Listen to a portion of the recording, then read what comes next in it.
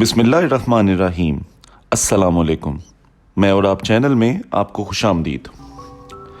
ناظرین، ملک میں سیاسی انتشار عروج پر ہے۔ اس وقت کی سیاسی صورتحال کے مطابق عمران خان کا پاپولیرٹی گراف بہت بلندی پر ہے اور ان کے الیکشن جیتنے کی ریشو 65 سے 70% سے بھی زیادہ ہو چکی ہے۔ حکومتی اتحاد P D M Imran Khan اور پی ٹی آئی کو دیوار سے لگانے کی تکدوں میں لگے ہیں۔ ایک دوسرے پر سیاسی اختلافات اس قدر بڑھ گئے ہیں کہ سیاستدانوں میں اخلاقیات کا دور دور تک کوئی نشان نہیں مل رہا۔ عمران خان پر تقریباً 80 کے قریب FIR درج کروا دی گئی ہیں۔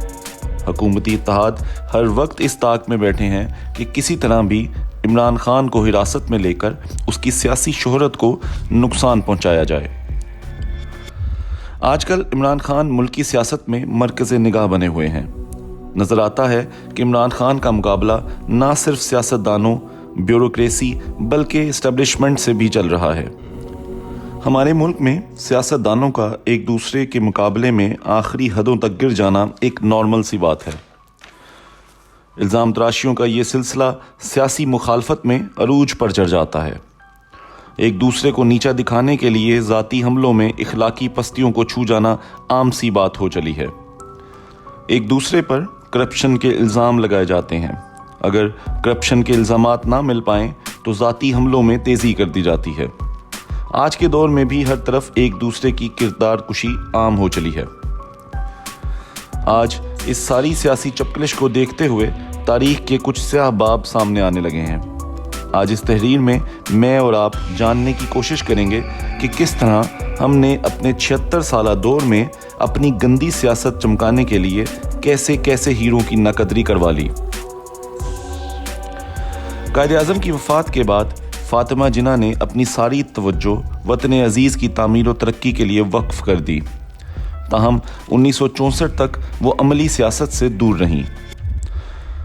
جس دور میں جینا مشکل ہو اس دور میں جینا لازم ہے کہ مصداق ایک ایسا وقت بھی آیا کہ اپنی 72 سال کی عمر میں فاطمہ جناح کو عملی سیاست میں آنا پڑا اور 1965 میں فاطمہ جناح نے جنرل ایوب کے مقابلے میں اپنے کاغذات نامزدگی جمع کروا دیے۔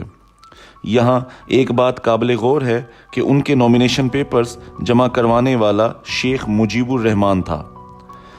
فاطمہ جناح کے صدارتی الیکشن لڑنے کی دیر تھی کہ اس وقت کے سیاستدانوں نے اسٹیبلشمنٹ سے مل کر اپنی توپوں کا رخ مادر ملت فاطمہ جناح کی طرف موڑ لیا۔ ایوب خان کی پریشانی آخری حد تک پہنچ گئی تھی اور اس نے فاطمہ جناح کے خلاف کوئی حکومتی ہتھ کنڈا نہ چھوڑا۔ علماء سے مل کر فتوے لیے گئے کہ اسلام میں عورت کی حکمرانی جائز نہیں۔ ایوب خان کے منظور نظر مسٹر بھٹو نے ان پر بہتان تراشی شروع کر دی۔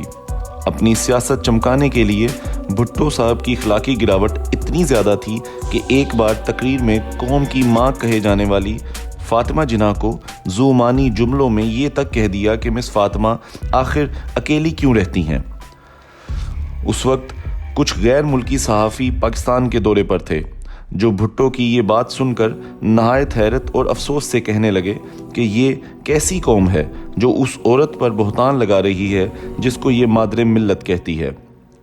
اسی طرح ایوب خان نے بھی اپنی ایک تقریر میں فاطمہ جناح پر خلاف فطرت زندگی گزارنے پر الزام لگاتے ہوئے کہا کہ مس فاطمہ بدخصا لوگوں میں گھری ہوئی ہیں۔ ایوب خان نے اپنی تقریر میں یہ بھی کہا کہ قائد اعظم انہیں کمرے میں تالا لگا کر بند کر دیا کرتے تھے کہ وہ باہر نہ نکل سکیں۔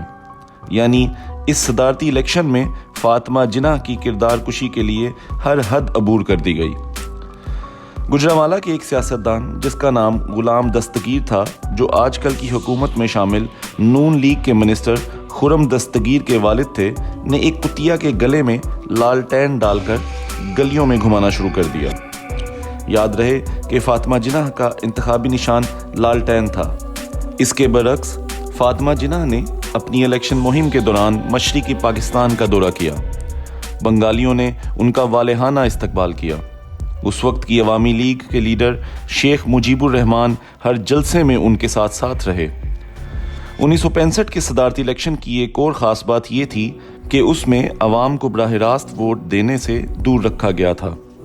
جیسے تیسے کر کے ایوب خان نے وہ صدارتی الیکشن جیت لیا اور پاکستان کے صدر بن گئے، جس کے بعد فاطمہ جناح سیاست میں متحرک نہ رہیں اور 1967 کو اس دنیا فانی سے کوچ کر گئیں۔ اس وقتی مقابلہ میں تو فاطمہ جناح الیکشن ہار گئیں، لیکن اگر غور سے دیکھیں تو اس طرح کی گندی سیاست نے پاکستان کو بہت نقصان پہنچایا۔ اس الیکشن کے 6 سال بعد ہی ملک 2 ٹکڑوں میں تقسیم ہو گیا اور آج تک ہم اس روایتی سیاست اور اسٹیبلشمنٹ کے چنگل سے نہیں نکل پائے۔ آج بھی اگر ہم نے اپنی روش نہ بدلی تو خدا نخواستہ کوئی بڑا نقصان کر بیٹھیں گے۔ عوام کے ساتھ ساتھ سیاست دانوں کو بھی ضرور سوچنا چاہیے کہ مخالفت کا معیار کارکردگی کی بنیاد پر ہو، نہ کہ کردار پر۔ خود کے مفاد سے آگے بڑھ کر ملک کے مفاد کو مقدم رکھا جائے، کیونکہ یہ ملک ہی ہے جس کے دم سے ہم سب کی عزت ہے۔ اگر ہماری یہ کوشش اچھی لگی ہو تو چینل کو لائک اور سبسکرائب ضرور کر دیں۔ اللہ حافظ۔